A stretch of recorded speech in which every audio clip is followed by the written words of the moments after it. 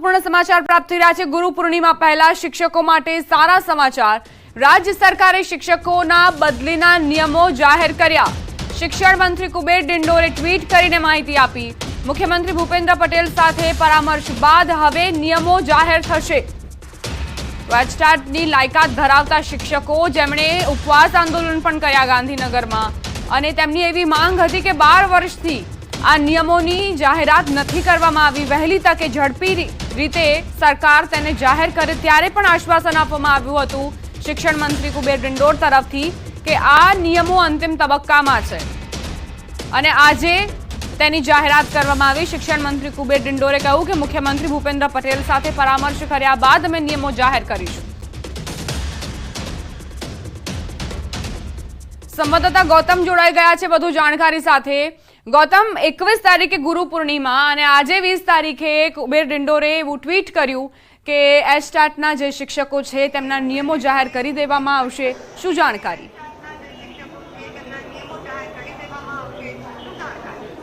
ચોક્કસથી છેલ્લા કેટલાય સમયથી જે એચટાટ ના જે શિક્ષકો જે છે તેમની માંગ હતી કે બદલીના નિયમો જે છે તેની જાહેરાત કરવામાં આવે। છેલ્લા કેટલાય સમયથી આ માંગ જે છે તે શિક્ષકો કરી રહ્યા હતા। તે મુદ્દે તેમણે અનેક રજૂઆતો જે છે તે શિક્ષણ મંત્રી સુધીની કરી હતી, પરંતુ સારા સમાચાર હવે એ આવી રહ્યા છે કે શિક્ષણ મંત્રી જે છે તેમણે ટ્વીટ કર્યું છે અને ટ્વીટના માધ્યમથી તેમણે ગુરુ પૂર્ણિમાના દિવસે શિક્ષકો માટે એક સારા સમાચાર સામે આપી રહ્યા છે। મહત્વની વાત એ છે કે આવતીકાલે ગુરુ પૂર્ણિમા છે તે પૂર્વે જ શિક્ષકો માટે એક સારા સમાચાર કહી શકાય।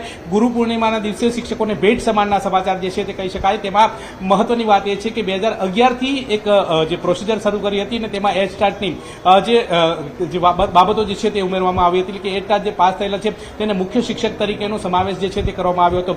તેમની માટે બદલીના નિયમો જે છે તેની માંગ છેલ્લા કેટલાય સમયથી હતી, તે હવે જાહેર કરી છે અને તેના નિયમો જે છે તે મુખ્યમંત્રી ભૂપેન્દ્ર પટેલ સાથે પરામર્શ કર્યા બાદ તેઓ જાહેરાત કરશે। અત્યારે હાલ ટ્વીટ કરીને શિક્ષણ મંત્રી કુબેર ડિંડોર જે છે તેમણે માહિતી આપી છે અને તેમાં તેમણે દર્શાવ્યું છે કે નિયમો જે છે તે ટૂંક સમયની અંદર જાહેર થશે। આ નિયમો અંતર્ગતની વાત કરવામાં આવે તો જે શિક્ષકો જે છે જ્યાં મહેકમ 50%થી પણ વધારે હશે ત્યાં શિક્ષકો જે છે તેની સીધી બાબતો જે છે તે લાગુ થશે। 105 ધોરણ હશે ને ત્યાં 100ની સંખ્યા હશે ત્યાં મુખ્ય શિક્ષક તરીકે એકનો સમાવેશ જે છે તે થશે।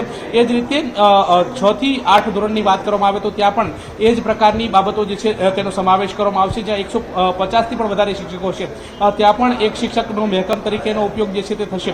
આમ આ જે નિયમો જે છે તે જાહેર કર્યા છે। જો બદલીની વાત હશે તો 3 વર્ષનો કાર્યકાળ થયેલો હશે તેને બદલી અંતર્ગતની જે પાત્રતા જે છે તે ગણવામાં આવશે। તે પ્રકારની પણ બાબતો જે છે તે દર્શાવવામાં આવી છે। એ જ રીતે જે 5 વર્ષથી પણ વધારે સમય હશે અને જે બદલી માટેની અરજી કરી હશે તો તેની પણ પાત્રતા ગણવામાં આવશે। તે પ્રકારનો પણ ઉલ્લેખ જે છે તે નવા નિયમોની આધારે થઈ શકે છે। સાથે સાથે તેમણે એ પણ દર્શાવ્યું છે કે જ્યાં મેડિકલ ઇમરજન્સી હશે અને મેડિકલના જે નિયમો મુજબની બાબતો હશે તો તેની પણ બદલી જે છે તે થશે। તે પ્રકારની બાબતો દર્શાવવામાં આવી છે અને પગાર કેન્દ્ર શાળા હશે ત્યાં પણ થશે। જો કે શિક્ષક મહેકમ અનુસંધાને તેની ભરતી જે છે તે કરવામાં એટલે તેની બદલી પ્રક્રિયા જે છે તે કરવામાં આવશે। તે પ્રકારની વાત છે। અરસપરસ બદલીની પણ તેમાં બાબતો જે છે તે જણાવવામાં આવી છે કે અરસપરસ બદલી કરતા લોકો જે હશે તેમનો પણ સમાવેશ થશે। જે લોકોની 55 વર્ષથી વધારે ઉંમર હશે તેમને જો બદલી માટેની દાવેદારી કરી હશે અને તેમનો જે ક્રાઇટેરિયા આવતા હશે તો તેમની પણ બદલી થશે। શિક્ષણ મંત્રી પ્રફુલ્લ પાનસેરિયા પોતે અમારી સાથે જોડાઈ ગયા છે। સર, આ ખૂબ જ સારા સમાચાર આજે મળ્યા શિક્ષકોને, એચટાટના શિક્ષકોને તેમની માંગણી સંતોષવામાં આવી। કેવા પ્રકારનું વલણ હવે નિયમોમાં જોવા મળશે?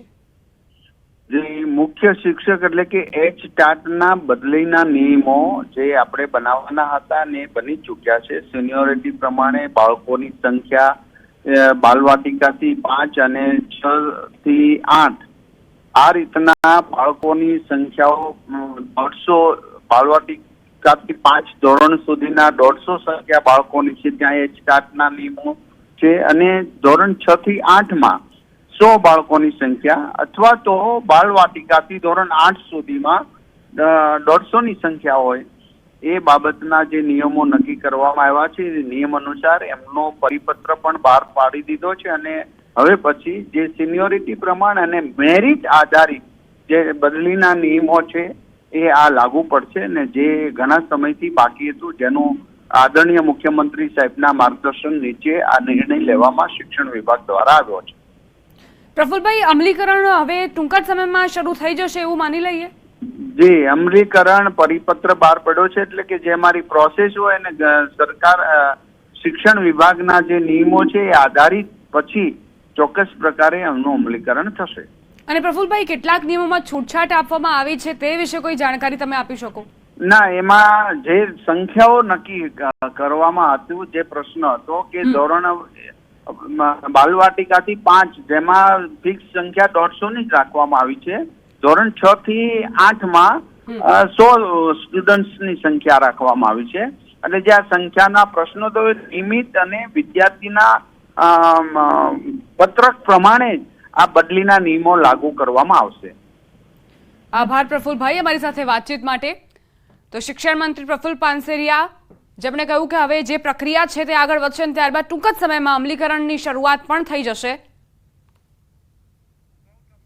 સંવાદદાતા ગૌતમ જોડાયેલા છે.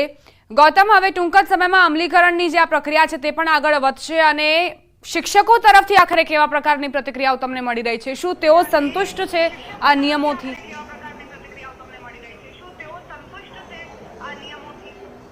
ચોક્કસથી વાત કરવામાં આવે તો છેલ્લા કેટલાય સમયથી જે શિક્ષકો જે છે એચ સ્ટાર્ટ ની જે પ્રોસિજરની વાત કરવામાં આવે તો તેમણે છેલ્લા કેટલાય સમયથી રજૂઆત જે છે તે શિક્ષણ મંત્રી સુધીની રજૂઆત કરી હતી. તેમાં બદલીના નિયમો જાહેર થાય તે પ્રકારની માંગ હતી. હવે તે વાતનો જે છે આતુરતાનો અંત આવ્યો છે. રાજ્ય સરકારે પણ આ પ્રકારના જે નિયમો જે છે તેને જાહેર કરવામાં આવે છે. જોકે એચ સ્ટાર્ટની વાત કરવામાં આવે તો 2011ની એક પ્રોસિજર તરીકે મુખ્ય શિક્ષક તરીકેની ફોર્મ્યુલા જે છે તે લાગુ કરવામાં આવી હતી ને તેમાં એચ સ્ટાર્ટ પાસ કરેલા શિક્ષકો જે છે તે મુખ્ય શિક્ષક તરીકેની જે કામગીરી જે છે તે મળે તે પ્રકારની એક પ્રોસિજર જે છે તે કરવામાં આવી હતી. આ જ રીતે તેમના નિયમોને લઈને છેલ્લા કેટલાય સમયથી શિક્ષકો માંગ કરી રહ્યા હતા અને તે નિયમો જે છે તેની જાહેરાત જે છે તે આગામી દિવસોમાં થશે. શિક્ષણ મંત્રી કુબેર ડિંડોર દ્વારા ટ્વીટ કરવામાં આવ્યું છે. ટ્વીટની અંદર તેમને સીધો સંકેત આપવામાં આવ્યો છે કે જે પ્રકારે જે આવનારા દિવસોની અંદર જે નિયમો જે છે તે લાગુ થઈ જશે. મુખ્યમંત્રી ભૂપેન્દ્ર પટેલ સાથેની પરામર્શ જે છે તે પૂર્ણ થઈ ચૂકી છે અને ત્યારબાદ હવે નિયમો જે છે તે જાહેર કરી દેશે. મહત્વની વાત સાથે છે કે આમ નિયમોની વાત કરીએ તો નિયમોની અંદર જે માંગણી હતી તે પ્રકારના જે નિયમો જે છે તે દર્શાવ્યા હોય તે પ્રકારની પણ બાબતો સામે આવી રહી છે. જી આભાર ગૌતમ જાણકારી આપવા માટે. તો સરકારે શિક્ષકોની બદલીના નિયમો જાહેર કર્યા છે અને શિક્ષકો તરફથી પણ પ્રતિક્રિયાઓ એક બાદ એક આવવાની શરૂઆત થશે ટૂંક જ સમયમાં, જે પણ ન્યૂઝ 18 તમારા સુધી પહોંચાડશે. બપોરે 1 વાગ્યા સુધી 3 જિલ્લાને સાવધાન રહેવાની જરૂર. દ્વારકા, પોરબંદર જિલ્લા માટે મોટી આગાહી કરી છે. ફરી બંને જિલ્લામાં બપોરે 1 વાગ્યા સુધી રેડ એલર્ટ અપાયું. પોરબંદર, દ્વારકાના રહીશોના શ્વાસ અદ્ધર થઈ ગયા છે. દ્વારકા, પોરબંદર, જૂનાગઢમાં બપોરે 1 વાગ્યા સુધી રેડ એલર્ટ અપાયું. તેજ પવન સાથે ભારેથી અતિ ભારે વરસાદ ખાબકી શકે છે. તો બપોરે 1 વાગ્યા સુધી 8 જિલ્લામાં ઓરેન્જ એલર્ટ, અતિ ભારે વરસાદ થઈ શકે છે. 5 જિલ્લામાં યલો એલર્ટ, ભારે વરસાદ થઈ શકે છે. દ્વારકા, પોરબંદર માટે હવામાન વિભાગે રેડ એલર્ટ જારી કર્યું છે. બપોરે 1 વાગ્યા સુધી અહીં અતિ ભારે વરસાદ વરસી શકે છે. પોરબંદર, દ્વારકાના રહીશોના શ્વાસ અદ્ધર કરી દેતી આ આગાહી.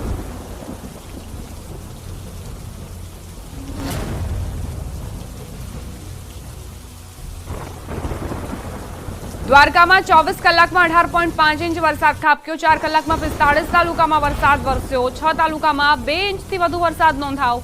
સૌથી વધુ દ્વારકામાં વરસાદ ખાબક્યો. દ્વારકામાં 3.5 ઇંચ વરસાદ નોંધાયો. વેરાવળ અને તાલાલામાં 2.5 ઇંચ વરસાદ નોંધાયો.